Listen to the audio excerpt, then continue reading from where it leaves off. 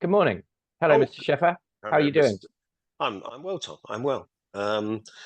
And obviously, this we should probably tell the uh, the listeners. Obviously, this is going to be the Both, last one of both, the year. Both of them. both of them. Both of them. Classic. Um, so both of them are. Yeah, it's the last one of the year, and for everyone listening, I think you caught me out because I wanted to do something on closing, and I've been experimenting quite heavily with ChatGPT at the moment, and I just I'm aware. and I just put something in and it came out with a load of drivel. Mhm. So we'll probably change it afterwards. You're talking about the page for displaying the thing. It went overly American, I thought. Um, Yeah. so Discover practical tips you can implement immediately to overcome objections and seal the deal with confidence. exactly, it does remind me of the books that when I started in selling, 50 ways to close, closing the guarantee a deal.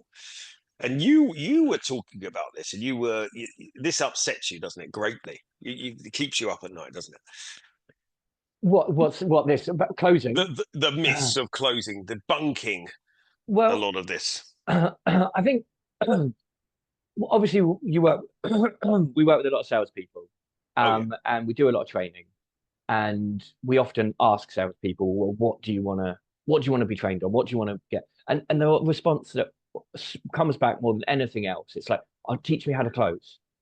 And it Mm, just I it winds me up, like when people are like, oh, well, teach me how to close. It's like, well, you're asking the wrong question, I think, with that. I don't think there's like this magic bullet. I think a lot of salespeople want there to be like a magic bullet, a short route to success. And that short route is like being a king closer or a queen closer. And that's I gonna see. that's gonna mean you all of a sudden will transform. And it's like it doesn't work that way, you know. And So so if when I in think a people, golfing analogy, it was like teach me how to do a 1 foot putt. Um, yeah, I guess so, or just teach me to be able to get the ball in the hole from anywhere. And it's like, it doesn't work like that. And you know, you the close should almost look after itself, I think, in a mm, lot of pitches. Because I think if you do all of the setup and all of the work really well building up to the end of the pitch, then it will naturally happen. You'll get into a close. And so, you know, the mm. close, what I guess I'm saying is you can't look at the closing in separation from every other element of the pitch and doing it.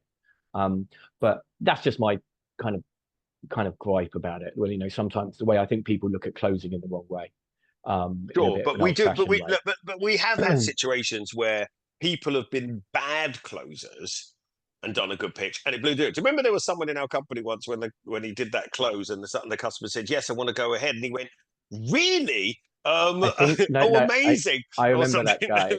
He said That's, he went, wow. wow, that was it. Yeah, he said, "Wow," and then the customer didn't do it. So I suppose we don't want to ignore the fact that it is a part of A hundred the percent, sale, a and it's hundred like percent. it's like if I continue with my golfing analogy, there's no point. Getting your second shot 3 feet from the pin and you can't putt. So, and you can't put it in the hole. You got to put it in the hole. You've Yeah, got at some point put it in the hole. So from a but I would closing also, perspective, what is? I mean, I would also say that you don't just close at the end of a pitch. oh, that's true. You close at the beginning of a pitch. You close, you close. You're closing all the way through, and I'm very Mm, close to saying the oft mm. quoted cliche of always be closing. Well, you're Um, closing. You're closing even after you got the deal, don't you? As yeah, well, yeah, because of 100%. buyer's remorse. Yeah, yeah, I think so. Yeah, exactly. And so I think at every stage, you need to be kind of closing them. And, we take a very structured approach to sales. And so we will kind of like have the steps of the sale that you need to go through. And, Mm, I would argue that at before you move on from one step of the sale, from the introduction to the fact find to the problem development and the need payoff, blah, blah, blah. Um, Before you move on from one section of the sale to the next section, you should be doing some kind of close to close them on, the concept, the idea, um, before you're moving on to the next stage of the pitch. yeah. Well, obviously, a lot of the if we were debunking myths and things like that. I mean, a lot of people say, "Oh, well, are salespeople are closers born, or can you become a good closer?" Yeah, I don't believe that. I definitely think that there are certain people who have natural characteristics that play into their favor. But I definitely think it's a skill that can be developed. I don't buy into that whole like natural born salesperson idea. I Yeah, think but it's something. I do think at some point you're going to get different types of customers. So obviously, we agree the perfect sell is that you get commitment every step of the way. So, for example, to make that more specific, in our world, we say, what do you want? What's going to stop you getting what you want? Where are you now? What's the reason you want it? That tells me, your motivation for it. When do you want it? These are the three things. When do you want it? What do you want? What's going to stop you? Okay, so if you can cover all the bases and every potential, um, pitfall along the way, then you're closing along the way, and then it goes. But you are going to get customers that still have cold feet towards the end. They're still a little bit nervous. And I find, in terms of the different types of closing, I mean, I'm sure people know there's the alternative close, the assumptive close, the trial close, the George Well, Washington maybe of the people. Well, I half think it's Nelson, yeah. Well, I think it's worth maybe digging into them a little bit in case people aren't aware of those. But maybe we'll talk right. about exactly what they are a bit later. Yeah, so I think at some point we've come up with a recent close that we've adopted, which we can share, that seems to have worked at the moment. But at some point, I remember you have to tell the customer at some point, this is what you need to do. And this is what I recommend. This is what I need to do. And if I used to come out with alternative closes, which is, do you want option A or do you want option B? Do you want option A? Do you want option B? Do you want option C? Whatever the alternative is, and then we can take it from there, which needs to be followed up with, okay, great, let's do it. So at some point, what I find with certain salespeople is they kind of get a yes, and then they don't tell the customer to go ahead. So I've heard so many times I said, so do you want this one or this option A, B? Oh, well, I'd like option A, please. Okay. So what I'll do, let me put that in writing to you and let me give you a call next week. And then let's do, and at that point, for me, well, why didn't you just go for the deal? I remember being sold to by a company, and I can't remember the name of it, obviously, because I didn't buy, but we had the meeting. Then he said, "Can we do a second meeting?" Yeah. And then we did a third meeting, and I kept saying, you know, I was keen. And in the end, he just never closed me. He never said, "Would you like to go ahead?" And in the end, I just lost patience and I just went with someone else because he didn't push me for it. He didn't, So I thought he's got no confidence. This is we talk about this a lot, and there seems to be, and not across the board, obviously, but there's a reticence to ask for the deal. Mm, And I think I go back to that a lot when we talk about closing, and it's like, well, for me, the art of closing is just asking for the deal. yes. But there is, to your point, there is a reticence to do that. But I don't And know. why? Would you know why? What's your thoughts? Um, Fear. Yeah. I think a lack of directness that some people have. A lack of assertiveness. Um, yeah, I think we've often said when we've talked about, well, what are the characteristics of the best salespeople that we've ever worked with? And I think one thing we always come back to is being direct. Yeah. Taking a very short route to where you want to get to. And I think some people like to talk around the houses, and some people are very direct. And I think the qualities of being a good closer and good salesperson in general is if you're able to be very direct with people.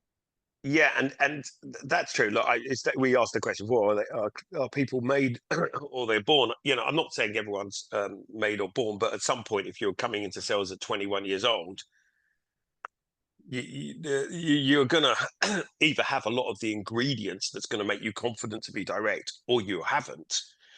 And if you haven't got those ingredients, you're you can train yourself to be direct, but you're going to have to go through a lot of pain and discomfort and be prepared to do that training before you become great. So it's, but if you're not prepared to do that, but it's like anything. If you you're going to have to be rejected, like anything, and the more you get rejected, the more comfortable you're going to feel with that rejection. So obviously there are different moments in the pitch, and there are moments in the pitch to like ask open questions, Mm, explorative questions. But I think when we're talking about closing, yeah, that's the moment in the pitch where you need to start asking closed questions. And you yeah, need to kind of switch. And that's when you need to be direct and you need to ask closed questions which have binary answers. And I think that's where people can struggle sometimes. And you even, mm, and I think one thing you have to be able to do if you want to close successfully is be prepared to risk making the person you're talking to feel uncomfortable. yes. But And I think let's, that's where yeah, people struggle sometimes. They're almost like protective of the person that they're speaking to. They don't want to put them on the spot. And I think that's quite a normal thing. Like, but you have to kind of push yourself outside of your comfort zone a little bit and be prepared to make the other person feel uncomfortable. yeah. Well, let's say, we had situations where people were getting strong buying signals, where a customer would imply, let's say you've given them the alternative close.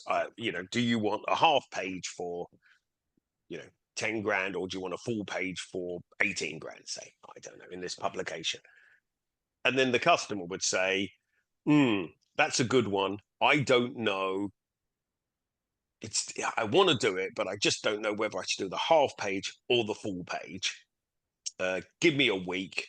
I'll come back to me and I'll give you a decision. And most salespeople would go, okay, Yeah. I'll give you a call next week. I've either got 10 or 18. Right. But obviously we can't say, in every case, because this is a risk to reward scenario. What would you do in a situation like that where someone has given you almost a definite yes? But if you're a good closer, what would you do? Well, there's a few different techniques you could use. One of the things that springs to my mind is, and these are some of the old closing techniques I taught, the Columbo.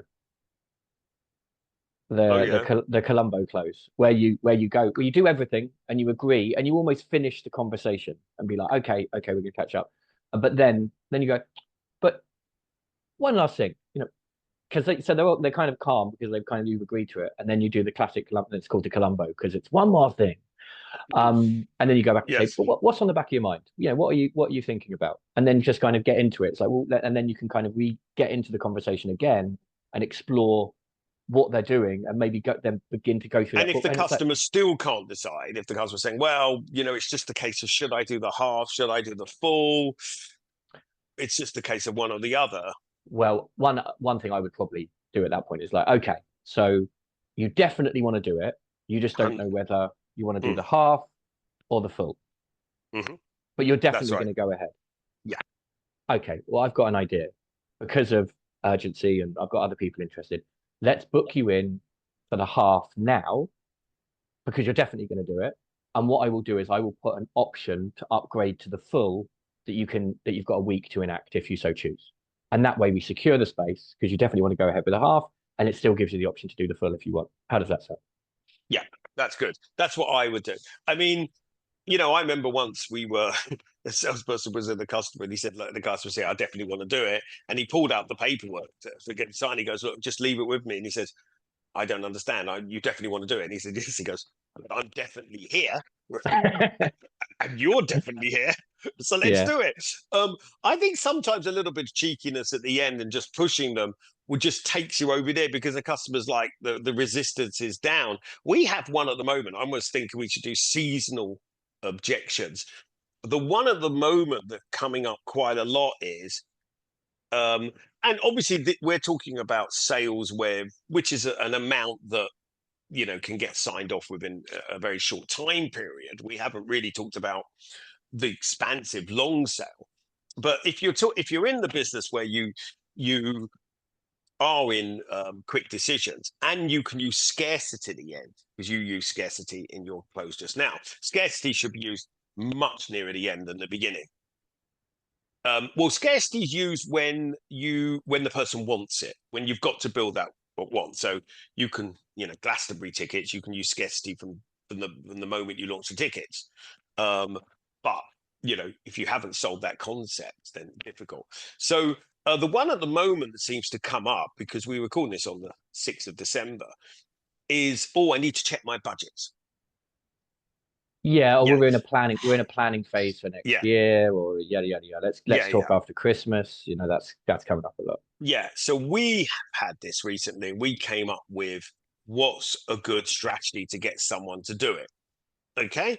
So sometimes a good closing technique at this stage will earn you a lot more money.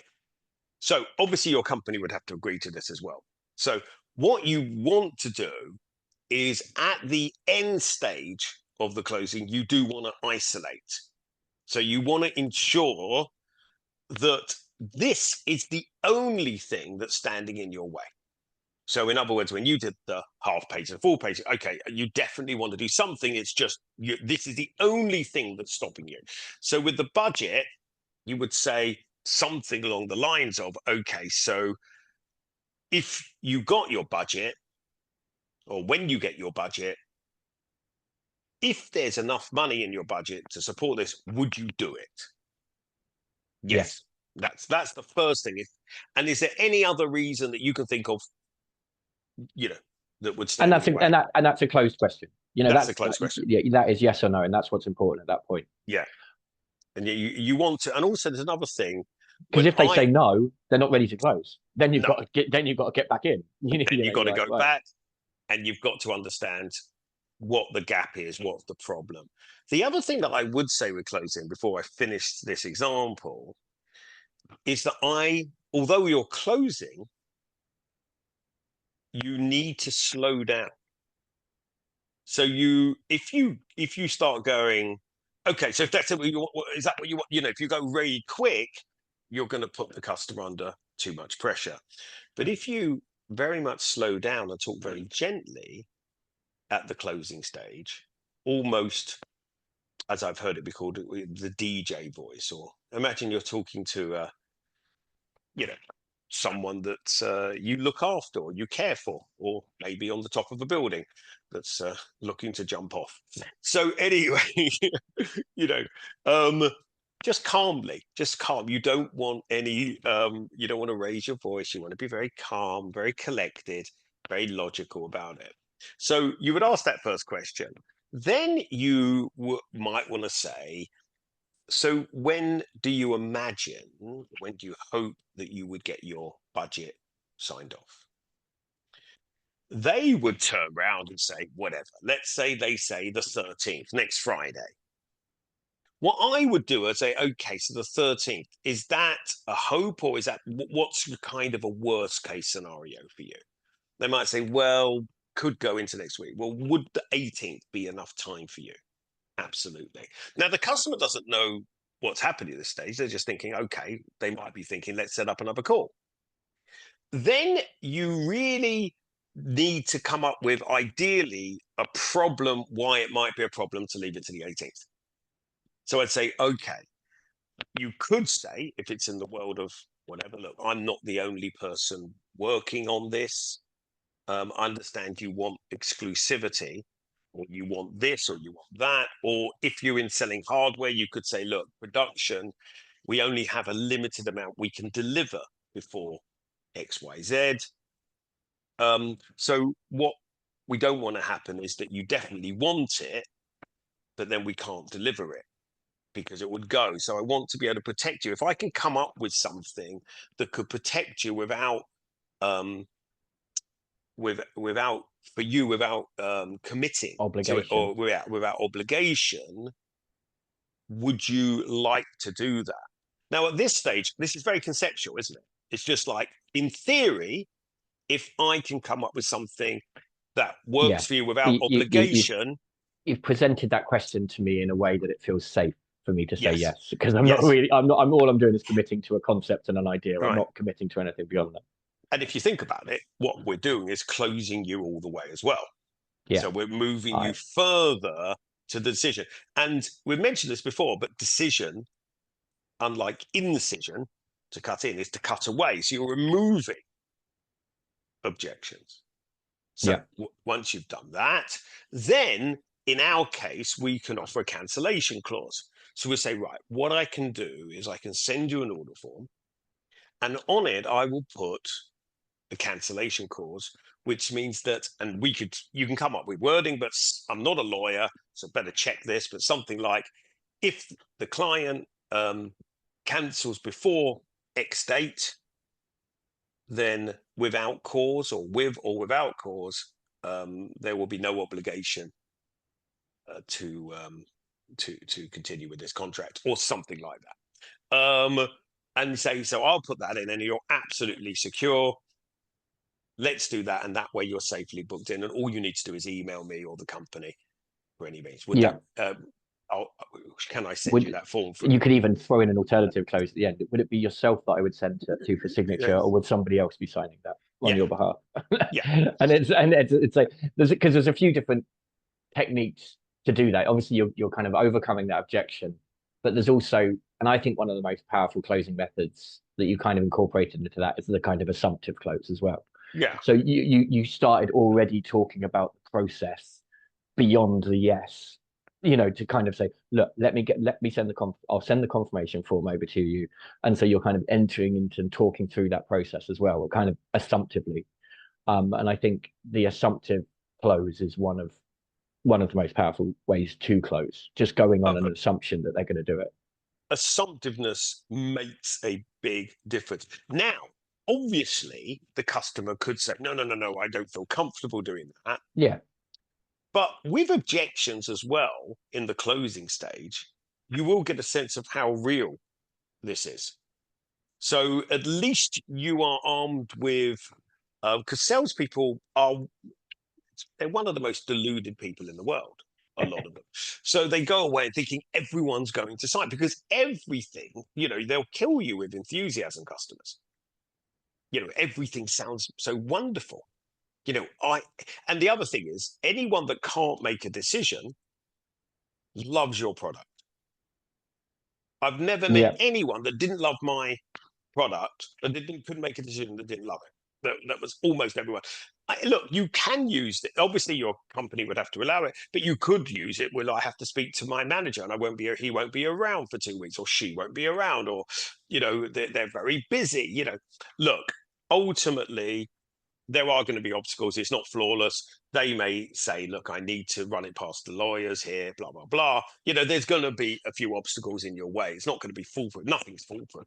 No No. closing system is ever going to be absolutely foolproof. But being assumptive is absolutely critical in closing, and the way you do it as well. Yeah. Absolutely Well, I think some assumptive. of the strongest closers that I've known will also probably have the highest amount of proportion of deals that will blow out at the contract stage as well. Yeah. Because they'll be very assertive at the end of a call. They'll be very direct. They'll be very assumptive. And the truth is there are different types of personalities, and Yeah. if you've got quite a strong assertive personality, that you can kind of you can get people to say yes. And Yeah. sometimes if that person you're speaking to is a weaker personality and says it, but then they'll say yes, but then the contract arrives, they get time to think about it, it cools down, and then they have a change of heart.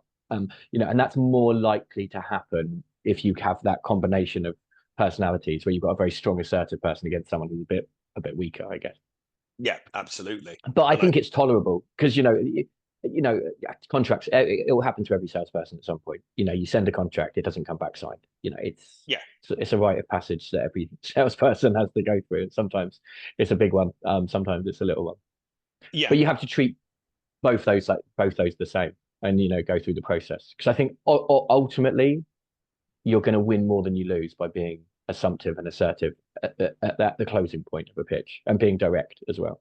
Yeah, but when people have saw the title in terms of closing, obviously everyone thinks this is at the end. That's the biggest myth, Yeah. Oh, that yeah. Well, you're not going to you're not going to basically get someone to say yes at the end, unless they're bought in, unless it's so cheap that the benefit to them is you leave the office, But I think the or get off the concept, phone. but I think the concept to it remains the same, isn't it? Because I was saying at the beginning that you need to be closing all the way through a pitch, and you've got your steps of the sale, and you should be summarizing closing. But but even then, the importance of being direct and being closed at the point of closing, regardless of where it in the pitch, is essential. And we've done this exercise with and you talked about why do salespeople struggle with it, and I guess the answer is I don't know. But we do that exercise where we summarize the what we've Mm, just discussed, and then we train our salespeople to say, "Is that what you want?" yeah, And how many times have we done that role play exercise with salespeople, and we said to them, and then at the end of it, we just want you to say, "Is that what you want?" And what we then hear back is that something you think you might be interested in? Or yeah, and they they'll they soften soften it. it, and it'll be like, Yeah. "Is this something that you might want to Well, think about doing?" you want clarity, and you want things to be unambiguous through the whole sale. So I did just listen to. We do listen to calls and for training purposes. And a customer. If you're gonna ask a question, let's say the question is, and it's about content. What are you looking to write about? Let's keep it simple. What are you looking to focus on? And the customer might say, oh, well, I want to talk about this, and I want to talk about that, and I want to talk about five or different things. And I've heard salespeople just go, okay, fine. Okay, so, and even if they repeat it back, okay, so you want to talk about these five things. So, and the next question, so where would you like to target it? But for me, that's not clear. They can't talk about five or six or 10 different things in the same article. It's not possible in our case. There's a limited word count. So if you're going to ask a question, you need to understand, why are you asking this question? And do I need absolute confirmation that, and an if question is not a bad way to find out. So if you can focus on this when it comes out, is that what you want to write about? You know, and So if it's you can almost like find out using why is this important, then we can go into a bit more so because other reasons. if you ask open questions, which you should do in a pitch if you're taking a consultative approach, Yeah, I guess you're then using closing techniques to then filter the information you're receiving to ascertain if it's important.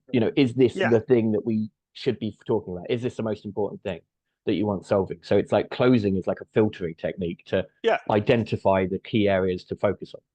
yeah. And so once you've gone through all of these processes, then you should understand. But finding out what someone wants, you know, um, is Well, going to make your life a lot easier. If a customer, we've all been in that situations where we got into the that's phone and the customer doesn't know what they want. They just kind of rang up. Well, I just really wanted more information. But unless you can find out, what they really want from something and what their problems is, you're really looking for problems. You know, if you well, I can't guess find a yeah. problem, you haven't got a close. Well, I guess yeah, exactly, and that's what I was going. That's going back to my original point at the beginning. That you talk about closing, but it's like if you haven't done your job properly up to the point of the close, where you haven't identified what they want, you haven't Mm. really understood what they do, you haven't identified any problems that they've got, you don't really know what sort of commitment they're prepared to make to overcome the problems that they've got, if at all. Then it's like, well, you can be the best closer in the world, but you're shooting in the dark. Like you Yeah, can't. But if you've got developed a real strong sense of empathy with them, you understand what their problem is. You've shown empathy towards that, and you've kind of agreed with them that what action needs to be taken to solve that problem. Then it's like, okay, you're almost like, well, you're walking through the door together. yeah, exactly. So, and I have had salespeople say, "But what if I ask a question? There's no problem." And I said, "Well, then you move on." Yeah. I've never, I can't imagine there have been too many situations where you've gone to a customer, there's no problem, but you through the just the force of your personality, you've just managed to get them to sign for something, and look, if you're selling something for a fiver, you might, because they'll just think, oh God, I'll just get rid of it. But if you're selling something that's substantial, if you're looking to get 5, 10, 15, 20, 30,000 pounds, there's going to have to be a problem. Well, look, well, yeah, but like there is a tried and tested and successful methodology of sales where you can just pitch and close, and you'll go into every single pitch assuming a problem. So you're basically, like if you're like some if you're like a Wall Street trader, you'll go in, I'm just going to assume that this person's problem is that they're not rich enough. And Yeah. that's just my Or they assumption. want to make more money. Yeah, Yeah. Or exactly. same thing, really. Yeah, exactly. They want to make, they're not rich enough. That's their problem. And their solution to that is they want to make more money and they want it quick. And so I'm Well, going to just go for the jugular and I'm going to build a pitch around that. And it's just going to be, I'm going to assume that sometimes I'll be right, sometimes I'll be wrong. And I'm going to yeah. do 200 dials a day and my numbers will stack Well, up. I'm sure Elon Musk wants to earn more money. I think he's motivated by things much more sinister than money. Oh, okay. A But bit controversial. we don't want to get too political. I think he's a wonderful man, and please don't sue me. Yeah, you know, indeed. you know, Indeed. sue But Tom. I think what you were just talking about, Mr. Sheffer, in terms of like asking questions to find out what the person you're talking to actually wants, sounds like a good idea for our next episode. It does, but unfortunately, people might have to wait. Well, A bit like it's that's a what's bit called like a cliffhanger. it's a mid-season finale, Yeah, exactly. like Yellowstone. People will be waiting in anticipation for the new year to come, so they can tune in for that one. I'll be waiting. Yeah, Okay. exactly. Well, look, thank you very much. Season's greetings for everyone. Are we drawing things to a close? We are drawing things to a close. Pardon the pun. Oh yeah, I got that. Well done. Thank you. Thank you. And I'll see you have later. A wonderful Christmas, a New Year, Hanukkah. Hanukkah falls on Christmas Day this year. Secular festive greetings. All right. Bye-bye. Bye.